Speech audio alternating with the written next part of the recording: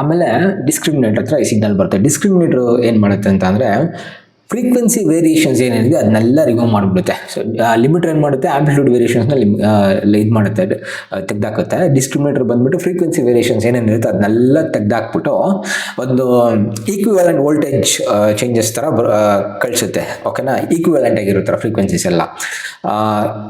ಇಲ್ಲೇ exact audio output ನಮ್ಗೆ ಸಿಗೋದು. ಓಕೆನಾ, ಆಮೇಲೆ ಈ ಡಿ ಎಂಫಸಿಸ್ ನೆಟ್ವರ್ಕ್ ಏನು ಮಾಡುತ್ತೆ ಅಂತಂದರೆ ಹೈ ಫ್ರೀಕ್ವೆನ್ಸಿ ಕಾಂಪೋನೆಂಟ್ಸ್ ಏನೇನಿರುತ್ತೆ ಇದು ಆಲ್ರೆಡಿ ಇದೆರಡು ಮಾಡಿರುತ್ತೆ. ಬಟ್ ಡಿ ಎಂಫಸಿಸ್ ನೆಟ್ವರ್ಕ್ನು ನಿಮಗೆ ಟ್ರಾನ್ಸ್ಮಿಟರಲ್ಲಿ ಪ್ರೀ ಎಂಫಸಿಸ್ ಏನು ಮಾಡುತ್ತೆ ಅದರಲ್ಲಿ ಡಿ ಎಂಫಸಿಸ್ ಮಾಡುತ್ತೆ. ಎಲ್ಲ ರಿಮೂವ್ ಮಾಡಿಬಿಟ್ಟು ನಿಮಗೆ ಒರಿಜಿನಲ್ ಆಡಿಯೋ ಏನು ಟ್ರಾನ್ಸ್ಮಿಟ್ ಮಾಡಿತ್ತು ಅದನ್ನು ಡಿ ಎಂಫಸಿಸ್ಸು ಆ ಒರಿಜಿನಲ್ ಆಡಿಯೋನ ನೀಟಾಗಿ ತೊಗೊಂಬಂದು ಇಟ್ಕೊಳ್ಳುತ್ತೆ. ಇಲ್ಲಿಂದ ಬಂದಿದ್ದು ಒರಿಜಿನಲ್ ಆಡಿಯೋ, ಆಡಿಯೋ ಫ್ರೀಕ್ವೆನ್ಸಿ, ಇಲ್ಲಿ ಆಡಿಯೋ ಫ್ರೀಕ್ವೆನ್ಸಿ ಮತ್ತು ಪವರ್ ಆಂಪ್ಲಿಫೈರ್ಸ್ ಎರಡು ಇರುತ್ತೆ. ಸೊ ಆಡಿಯೋ ಸಿಗ್ನಲ್ ಮತ್ತು ಪವರ್ ಸಿಗ್ನಲ್ ನಿಮ್ಗೆ ಯಾವಾಗಲೂ ತಿಳ್ಕೊಳ್ರಿ. ಆಡಿಯೋ ಸಿಗ್ನಲೇ ಸಪ್ರೇಟ್ ಇರುತ್ತೆ, ಪವರ್ ಸಿಗ್ನಲೇ ಸಪ್ರೇಟ್ ಇರುತ್ತೆ. ನಿಮ್ಗೆ ಎಲ್ಲರೂ ತೊಗೊಳ್ಳಿ, ನೀವು ನಿಮ್ಮ ಕಂಪ್ಯೂಟರ್ಗಳೆಲ್ಲ ತೊಗೊಳ್ಳಿ, ಎಲ್ಲ ತೊಗೊಳ್ಳಿ, ಪವರ್ ಸಿಗ್ನಲ್ಲೇ ಬೇರೆ ಇರುತ್ತೆ, ಡೇಟಾ ಸಿಗ್ನಲ್ಲೇ ಬೇರೆ ಇರುತ್ತೆ. ಓಕೆನಾ, ಸೊ ಎರಡನ್ನೂ ಆಂಪ್ಲಿಫೈ ಮಾಡಿಬಿಡುತ್ತೆ.